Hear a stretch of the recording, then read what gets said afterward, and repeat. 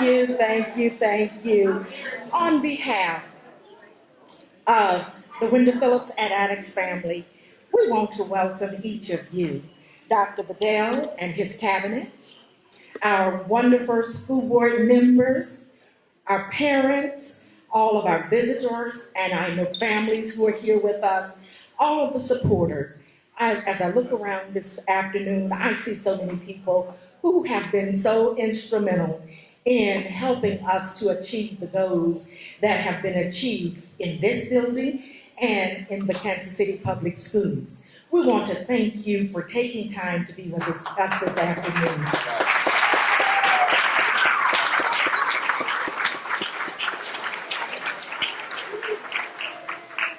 As you visit with us today, we want you to look around and see how transparent we have become in order to achieve the things that we have in our building. We're very transparent about our data. Our boys and girls know their data. We have our students tiered. They know who they are and where they are. We recognize that that was so very important, knowing our students individually in order to be able to move forward. We're transparent about our attendance. Our boys and girls need to be here in order for us to teach them, for them to learn, and for them to achieve. We are very excited today to have each and every one of you present. Again, we want to thank you. I want you to just take a minute, look around at the wonderful staff, our boys and girls who are gathered around. Teachers, if you would just raise your hand, and staff.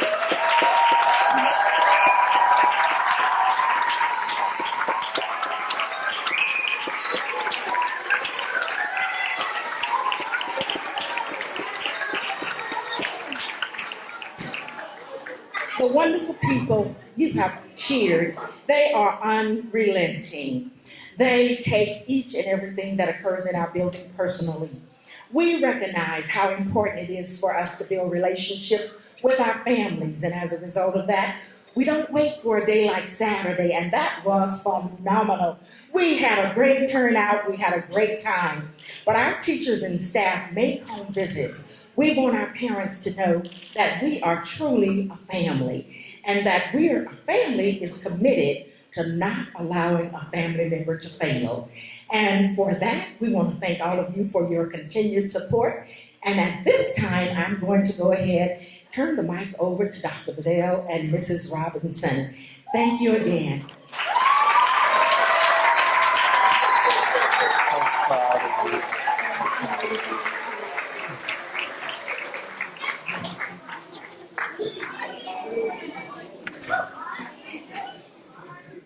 Well, hello. How's everybody doing today?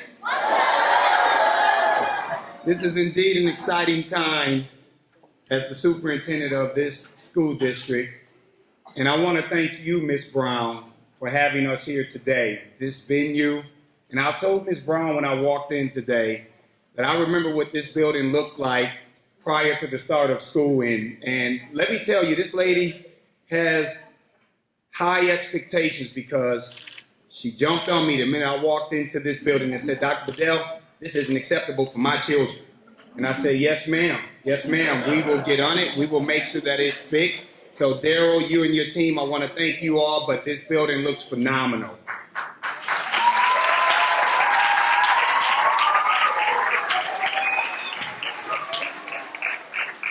And to our students, one thing, you all are simply awesome. Thank you for coming to school every day, and thank you for learning.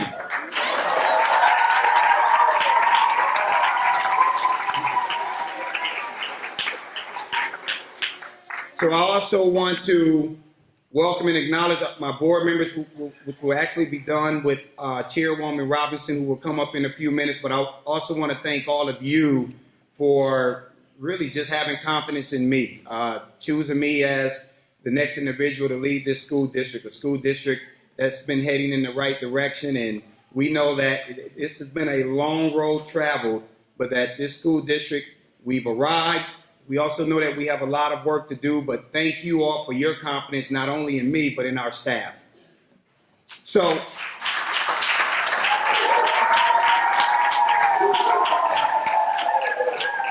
So, of course, let's move into it. We have some amazing news.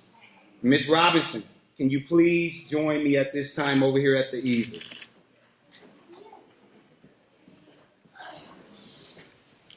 We will unveil this to the community.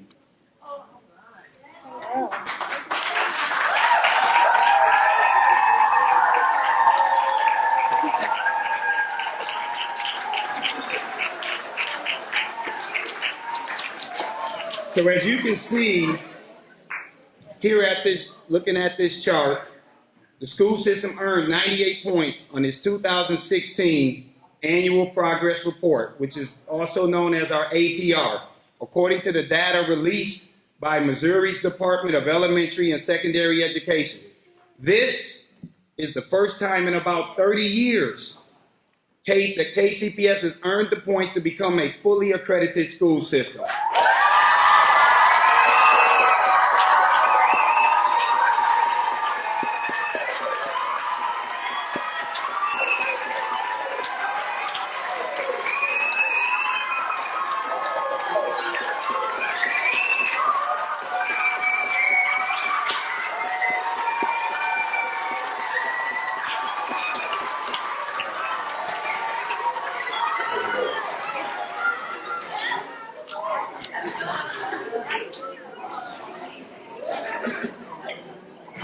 The school system's APR results have improved by more than 75 points in just 4 years. The results increased 8.5 points over the 2015 totals. I want to give a special thank you to my leadership team for helping to make this happen.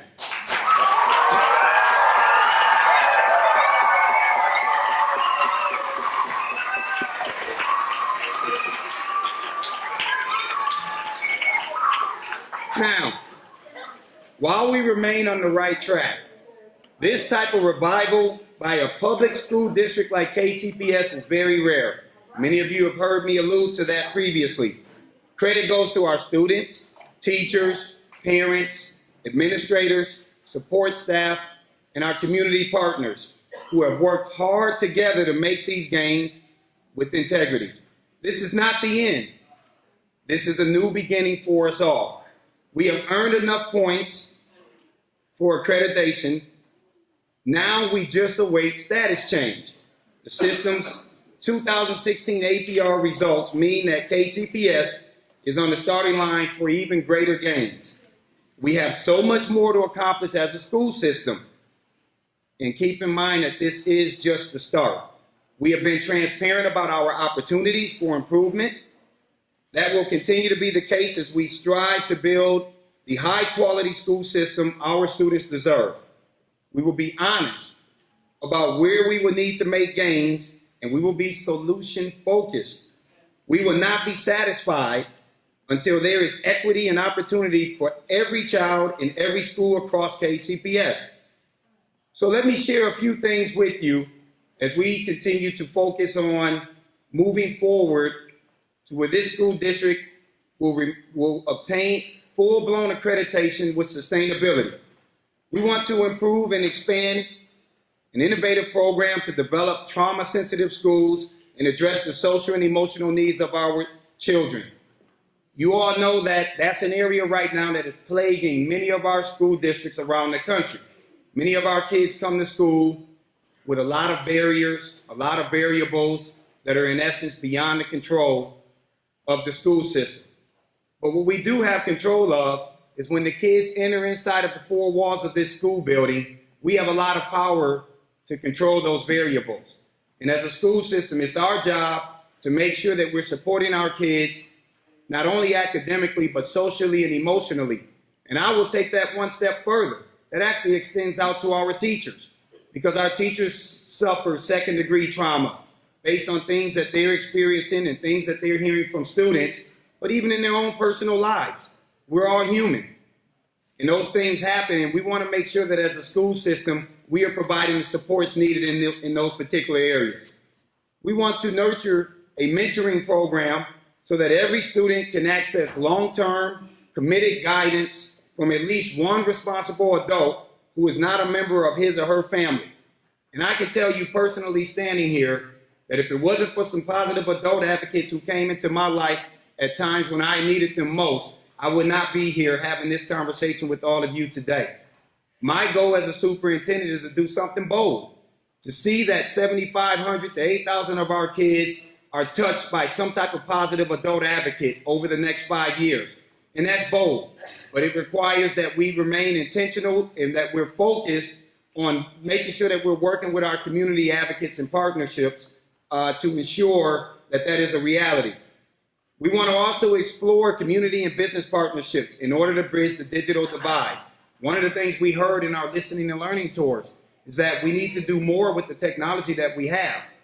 But it's great that we have one-to-one. How are we utilizing that to transform what teaching and learning looks like? How does that ultimately close opportunity gaps that exist? And most importantly, how do we work with our community to ensure that our kids have the accessibility to utilize these devices at home? And I think that's what we really want to focus on as we think about the equity work that needs to be done in our school district. But we think about our kids and we want them to be well-rounded.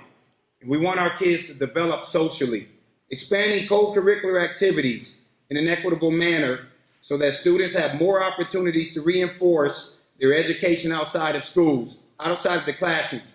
And I know I tell people this, extracurriculars are second to none when it comes to academics. And I know that there are many people in here that are adults right now that, hey, if it was not for the extracurricular programming in your schools, who knows where you would be right now. But it also helped to make you a much more of a well-rounded person. It taught you about collaboration. It taught you about patience.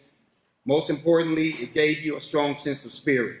And we believe that in this school system, we have to do more for our kids in those areas. So a few highlights before I ask our board chair to come up. We have more students who are taking the AC exam, and the results are improving. The exam participation rate was 89.2% amongst high school juniors this year. That's up 5.1 percentage points compared to 2015. And keep in mind, we don't have our 9th and 10th graders taking that, but as a school district, I believe that our 9th and 10th graders need to have exposure to that exam too. I could tell you personally, my daughter was outside playing in the pep band, and it was awesome. I mean, I just made eye contact with her, wasn't trying to show any favoritism, because all of the students are mine, right? They all belong to this whole school district and the responsibility of the superintendent. But we recently had a half a day of school, and we told her that you're going to take the practice ACT exam, the pre-ACT, and it just exhausted her. But what I know is that if you give kids more exposure to that type of rigor, they become more comfortable. It doesn't become a situation where it's intimidating by the time they actually take that assessment in their junior year. And so we think as a school system that it's our job to provide that opportunity for all of our 9th, 10th, and 11th graders to take the pre-ACT and also the ACT, and we will fund that fully out of our own budget.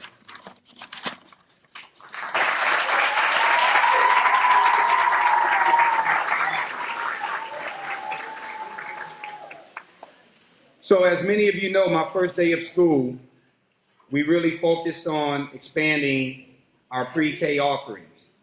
We offered 1,100 tuition-free pre-K early childhood seats. And we're currently in the process right now of working with our community partner, the Early Learning Commission, around how could we potentially expand that even further to move from 2,400 to up to 2,400 total seats that we will be able to offer in our school system over the next several years. We believe that that's very important, that our kids are given an opportunity to enter into kindergarten on grade level, on track to receive a rigorous and thriving education. And we know, sadly, in this country, that a lot of our kids who aren't exposed to early childhood come in generally 11 and 13 months behind, respectively, in reading and math. And we have to do a better job so that we're not having to perform triage on our students that enter into our school system behind already. And so we know that that's an area that we're proud of, and it's an area that we want to continue to focus on, and we look to do that in partnership with our community partners. And as I close out, I really want to say this because I think this is very important. We have 27 schools that have achieved the points necessary for provisional or full accreditation, including all 7 of our high schools. We have 12 schools that met the mark for full accreditation by earning at least 70% of the possible points. 2 schools moved from provisional to full accreditation, including Gladstone, which increased 25 percentage points compared to 2015, and Garfield, which has increased 37.2 percentage points since 2014. 5 schools also moved from unaccredited to provisional accreditation. Community, I stand here as a very proud superintendent. I also stand here as a superintendent who's very realistic that this work was not easy, and it will not be an easy road to sustainability. A foundation is in place. It's our job now to come together as an administration, as a school board, and as a community to ensure that this historical moment in this school district is something that is not an outlier, but that it is indeed the norm. I want to thank a couple of people because this is my first 4 months here. Mr. Tunis, the interim superintendent last year, great job of running the school district.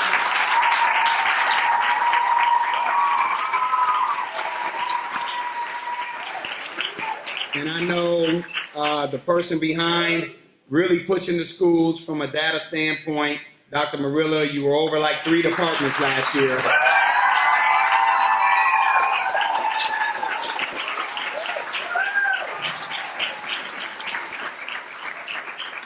So with that being said, I would like to invite our board chair, Ms. Melissa Robinson, to the podium.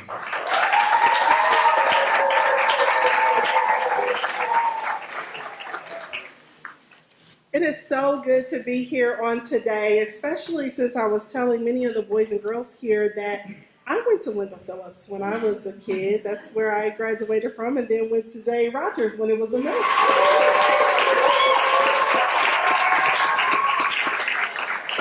And yet, we do have a ways to go. It is expected that the state board will require Kansas City Public Schools to earn equal or better results for at least 1 more year before granting full accreditation status. But KCPS is hopeful that the state of Missouri will look favorably on these results and award full accreditation this year.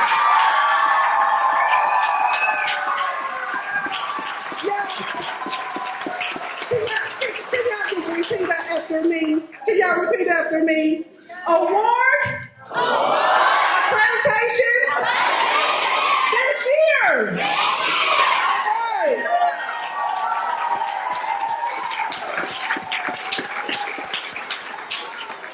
So regardless of the state status, Kansas City Public Schools, we will build on our 2016 academic success.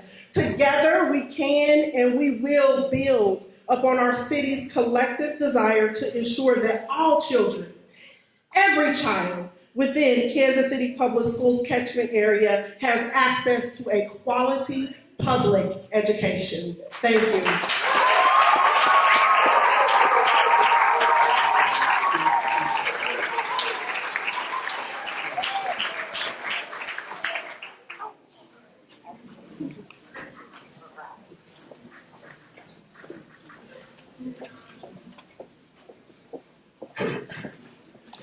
Isn't this an excellent, excellent day? Aren't we having fun? All right. Now, at this time, we want to show you some of our students and what they have done to celebrate how we received today. So I am going to need our young, if you would just move down a little bit or just over this way, we have some performers for you under the guidance of Mrs. Harris Banks.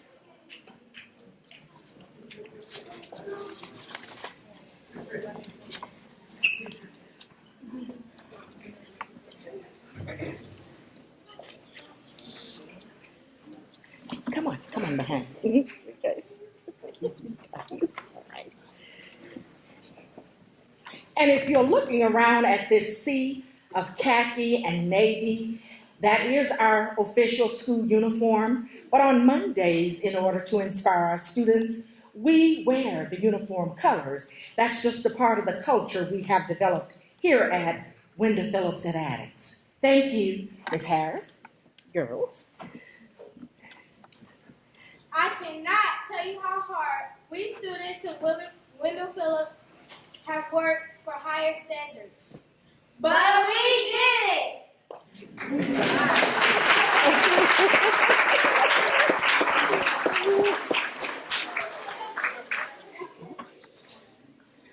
We must work. We must study hard. We must work. We must study smart. 'Cause we Zach the Mac.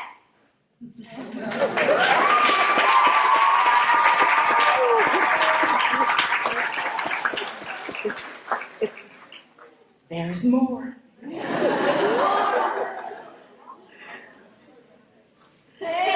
cladded, zip, and zapped. We Zach the Mac. We know we Zach the Mac. We Zach the Mac. We know we Zach the Mac. And so can you.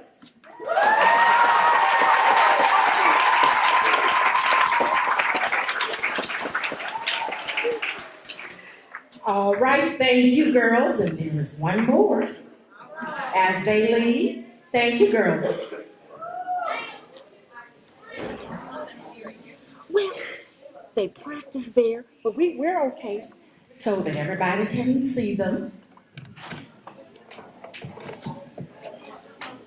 I believe, are they going to make it? Yes, they will.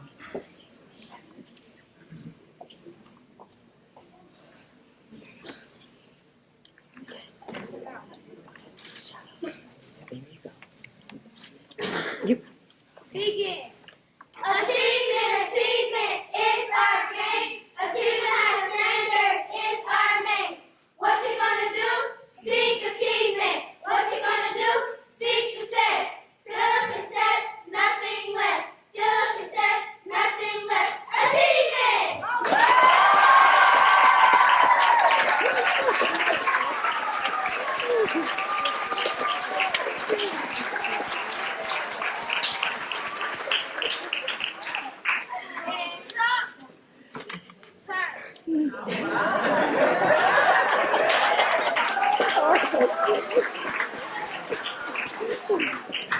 Thanks, girls, and thank you, Mrs. Harris, for your support.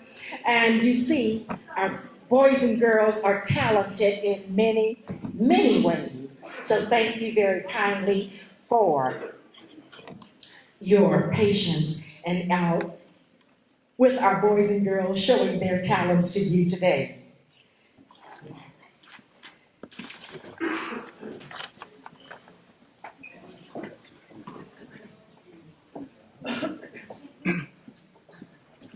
Excellent. So at this time, thank you, and let's give our students another round of applause. Good job. Good job.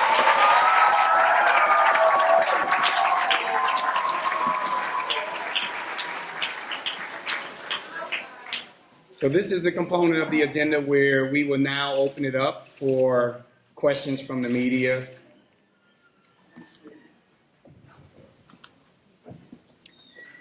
What are the chances that they kind of bypassing that second year of full accreditation and granting full accreditation for these concepts? We had an opportunity to speak with DESE, and they've made it very clear to us that they have not granted any other school districts full accreditation. I believe the way that it works here is you have to score at that 70% marker or those 98 points at least 2 times during a new assessment cycle. So in our case, we have to do one more year. We think it would be difficult because they have not shown where they've granted any other school districts that. Sir, for those of us who aren't immediately in the school system, can you take us past some of the terminologies? Tell us what the difference will be now. And I know accreditation is a huge thing, but what did you not have that you will now have? Well, honestly, I think it gives us leverage. It will allow for communities to say, or our community to say, well, the Kansas City Public School District is trending in the right direction. We know that there are 5 major areas that we're held accountable for, and we've been able to close the gap on quite a few of those areas, even being able to obtain status in a couple of those particular areas. But what it will do, and we just had our cabinet meeting a few minutes ago, and we've already received a couple of phone calls from some families who were saying, I want to re-enroll my child into the Kansas City Public School District. So what it does is it gives us an opportunity now to say that, we're a viable option within the city. And we know that we've had a lot of students leave to go to other school districts, charter schools, private schools. But ultimately, as a superintendent, I want to have full accreditation because it's what our community and what our students deserve. But most importantly, it gives us an opportunity to also be a school district of choice within this community. I just want great schools throughout the city, and I want our school district to be one of those options. But in addition to raising head count, will this pull in better teachers, more teachers? Will your degrees from this system, will they have a bigger playing chip in the college system? Yeah, absolutely. I mean, what we want our kids to be college and career ready. So yes. Secondly, if you're telling teachers we are a fully accredited school system, that makes people say, hey, I want to be a part of it. I think if people approach the school district from a deficit lens before they ever even had an opportunity to interview or visit some of our schools, then that perception becomes extremely pervasive and it continues. What I believe is because we now have demonstrated that we can score 70% of our APR points, it does give us an opportunity now to be a much more attractive school system in terms of teachers, administrators, and even central office employees that we are looking to bring in that will be able to kind of help us move this school system forward. Dr. Bedell, not to bring the celebratory spirit down, but of those 5 areas that you mentioned earlier, which of those areas seem to be more challenging for you this year in terms of closing those gaps that you were talking about? Yeah, absolutely. I will tell you, it's no secret when you look at our academic performance, when you look at the percent of kids who are scoring at proficiency or advanced, that's an area that we have to improve upon. When you think about our science performance, that's another area that we have to improve upon. And what I will tell you is we've this year hired 2 directors, one that will service our elementary schools and another one that will service our secondary schools. Both of these individuals have advanced degrees, in fact, doctorate degrees within that particular subject area. And we truly believe that having individuals like that who've been proven as teachers to also serve now as coaches and then also working with how we write our curriculum will definitely add value in that area. But personally, I've said this before, my job is to continue to advance this school system. We want all of our students to be at or above state average in every indicator that we're measured on. So I think as a school district, we know that there is that sense of urgency. We know that we've closed the gaps in some areas, but we also know that we have a lot of work to do as we think about our academic performance as a school system. And so that is the area where we're really targeting. I have a plan sitting right here that we are working. We know where each school needs to go and then what supports we need to provide for those schools in an effort for us to hit those goals. Science in particular, do you know how Kansas City fared compared to the state? I know the state struggled with that area as well. That was a problem for the entire state. Yes, it was. And we know that the state had to go back and conduct an additional psychometric on the data from science because many school districts really had a lot of concern with the science scores dropping. And what I try to tell people is I understand that, but we also know in our school district we've had difficulty with recruiting science teachers and making sure that we have a solid teaching foundation here. We want to make sure also as a school district that we're doing a better job of offering science, not as an ancillary, but it needs to be an area where it's a major focus in our elementary schools, and that's one of the areas where I know that we've made adjustments. I know you guys have obviously a very strong administrators, teachers. Talk to us about what is really making the difference as far as really seeing change in the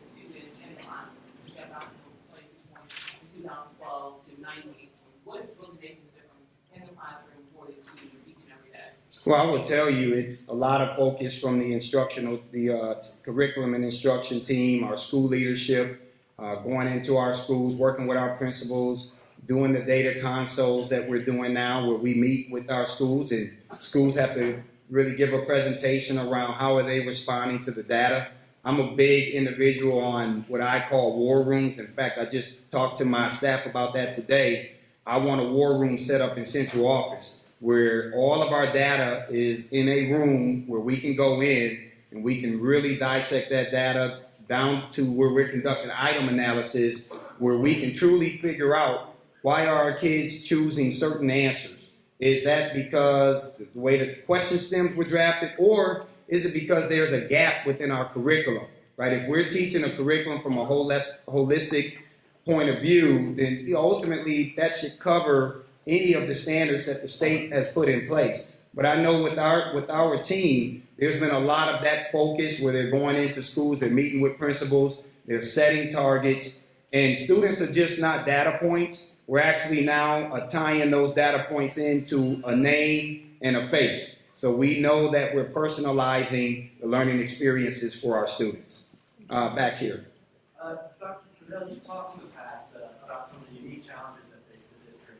So when we think about just the amount of transient students we have, the mobility rate, that's indeed another variable that we deal with. And then when you take the poverty factor into play, many of our kids who don't have access or our parents who don't have access to healthy foods, and this is a conversation I've had with the mayor about grocery stores and where they're located, and we talked about that. Our kids need to have a nutritious meal, and they need to have opportunities to get fresh produce and organic food and things of that nature. And he fully agrees with that. But we have to make sure that as a school system, we understand that these variables are real, and we do have a lot of control when we get kids inside of our schoolhouse. So one of the things I always tell my principals is let's customize the learning experiences, let's customize the learning environment for our students so that they feel like they can just simply be a student when they come to school. We have a lot of angry students, and part of it is because of some of the things that they're dealing with. So to your point, we do have a lot of variables that other school systems don't have to deal with, and a lot of kids that are going through a lot that even my 3 kids don't have to deal with. My 3 kids will be fine regardless, because we will make sure that they're taken care of. So as a school system, how do we make sure that we're taking care of the other kids who may not have the same type of support systems that my 3 children have?